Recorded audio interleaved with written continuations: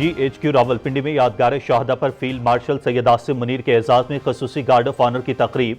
Field marshal Syed Asim Munir کی GHQ میں یادگار شہداء پر حاضری۔ فیلڈ مارشل نے یادگار شہداء پر پھولوں کی چادر رکھی اور فاتحہ پڑھی۔ شہدائے پاکستان کو خراج عقیدت پیش کیا۔ سید عاصم منیر نے فیلڈ مارشل کا اعزاز پوری قوم، مسلح افواج، سویلین اور قانون نافذ کرنے والے اداروں کے شہداء اور سابق فوجیوں کے نام کر دیا، جو بھارت کی غیر اخلاقی، بزدلانہ اور غیر قانونی جارحیت کے خلاف سیسا پلائی ہوئی دیوار کی طرح کھڑے رہے۔ ISPR۔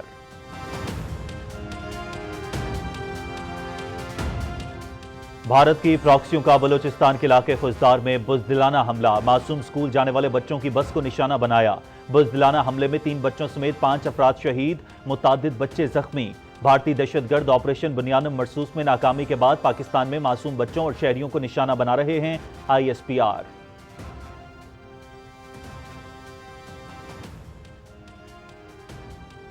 صدر آصف علی زرداری اور وزیر اعظم محمد شہباز شریف کی خزدار میں سکول بس حملے کی شدید مذمت، معصوم بچوں اور اساتذہ کی شہادت پر رنج و ملال کا اظہار، واقعے کی ذمہ داروں کا فوری تعین کر کے قرار واقعی سزا دلوانے کی ہدایت۔ دہشت گردوں کا طلباء پر حملہ بلوچستان میں تعلیم دشمنی کا منہ بولتا ثبوت ہے، بھارتی سرپرستی میں پلنے والے دہشت گردوں کو انجام تک پہنچا کر دم لیں گے۔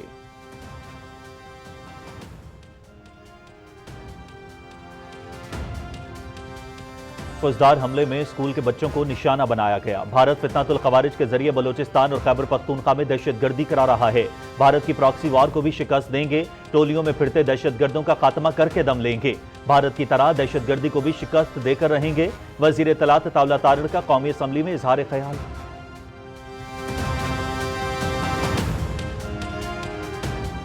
بھارت بلوچستان میں اپنے ایجنٹس کے ذریعے دہشت گردی کر رہا ہے، بوکھلاہٹ میں معصوم بچوں کو نشانہ بنا رہا ہے۔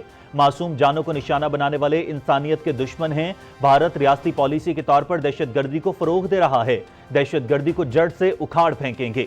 وزیر اعلیٰ بلوچستان میر سرفراز بگٹی کی کوئٹہ میں نیوز کانفرنس۔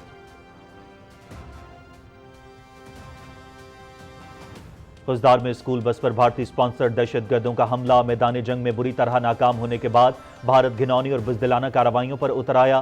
بھیانک حملے کی منصوبہ بندی بھارت میں کی گئی، ہدایات بھارت نے دیں۔ پاکستان میں دہشت گردی کے تمام واقعات کے پیچھے بھارت کا مسخ شدہ چہرہ ہے، سیکیورٹی ذرائع۔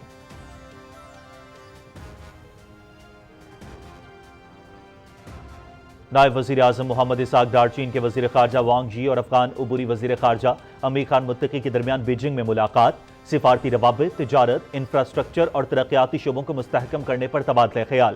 تینوں ممالک کا خطے میں امن و استحکام اور انسداد دہشت گردی کے لیے مشترکہ عزم کا اعادہ۔ چھٹا سیفریقی اجلاس جلد بلانے پر بھی اتفاق۔ ترجمان دفتر خارجہ۔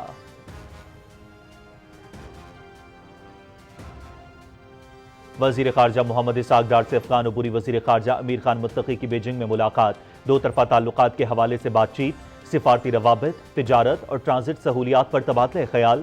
دونوں رہنماؤں کا تجارت، ٹرانزٹ اور سلامتی سمیت باہمی دلچسپی کے شعبوں میں مل کر کام کرنے پر اتفاق۔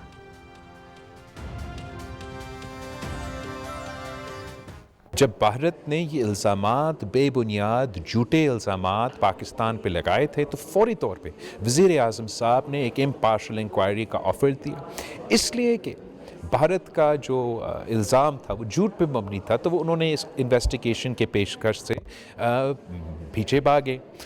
اس پورا جنگ کے دوران Pakistan was not the aggressor, ہم نے اپنے آپ کا دفاع کیا۔ یہی وجہ ہے کہ میڈیا میں، انٹرنیشنل میڈیا میں اور بین الاقوامی سطح پہ پاکستان کو یہ پذیرائی ملی ہے، اس لیے کہ ہم سچ کے ساتھ کھڑے ہیں، امن کے ساتھ کھڑے۔ پاکستان کا پیغام امن، استحکام اور ترقی ہے۔ عالمی سطح پر پاکستان کا موقف بھرپور انداز میں پیش کریں گے۔ سفارتی کمیٹی مختلف ملکوں کا دورہ کرے گی، جیت سچ اور امن کی ہوگی۔ دہشت گردی کے مکمل خاتمے کے لیے کوشاں ہیں۔ بھارت نے دہشت گردی کی آڑ میں جارحیت کا راستہ اختیار کیا، پانی بطور ہتھیار استعمال نہیں کرنے دیں گے۔ Chairman Pakistan Peoples Party Bilawal Bhutto Zardari.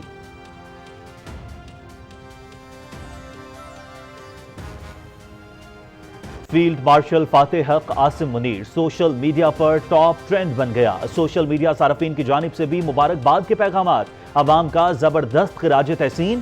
Field martial Syed Asim Munir کی قیادت میں افواج پاکستان نے دشمن کو منہ توڑ جواب دیا۔ سوشل میڈیا پر ٹرینڈ، ہر پاکستانی کے دل کی آواز اور اپنے سپہ سالار سے محبت کی آکاس۔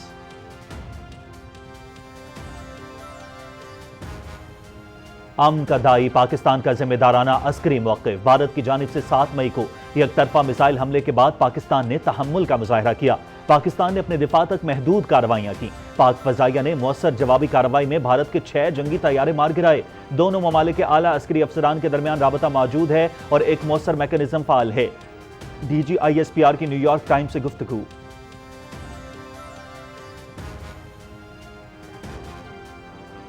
مودی حکومت کا سکھ دشمن ایجنڈا، کرتارپور بندی سے لے کر جاسوسی الزامات تک اقلیتوں بالخصوص سکھوں اور مسلمانوں کا جینا محال۔ کرتارپور راہداری بند، سکھوں پر مودی سرکار کا سفاکانہ کریک ڈاؤن مزید تیز، سکھوں کو جاسوس ٹھہرانے کی مودی سرکار کی سازشیں جاری۔ 6 سکھ جاسوسی کے الزام میں گرفتار، متعدد پر شبہ۔ مودی حکومت کے متعصبانہ رویے کے خلاف سکھ برادری کا اظہار تشویش۔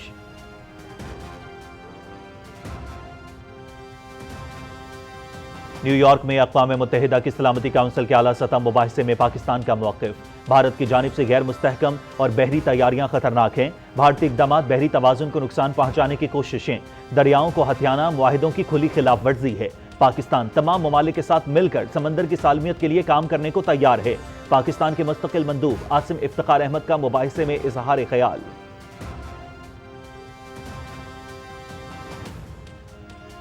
قابض اسرائیلی فورسز کے غزہ پر تازہ حملے، مزید 24 فلسطینی شہید۔ غزہ میں خوراک کے ٹرک داخل ہونے کے باوجود اسرائیل اشیاء کی تقسیم میں رکاوٹ، اقوام متحدہ کو اگلے 24 گھنٹے میں 14,000 بچوں کی ہلاکت کا خطرہ۔ برطانیہ کا اسرائیلی حکومت کے ساتھ آزادانہ تجارتی معاہدے پر مذاکرات معطل کرنے کا اعلان، فلسطینیوں پر تشدد میں ملوث اسرائیلی آبادکاروں اور تنظیموں پر بھی پابندیاں، اسرائیلی سفیر طلب۔ یورپی یونین کا بھی اسرائیل سے آزادانہ تجارتی معاہدے پر نظر ثانی کا فیصلہ۔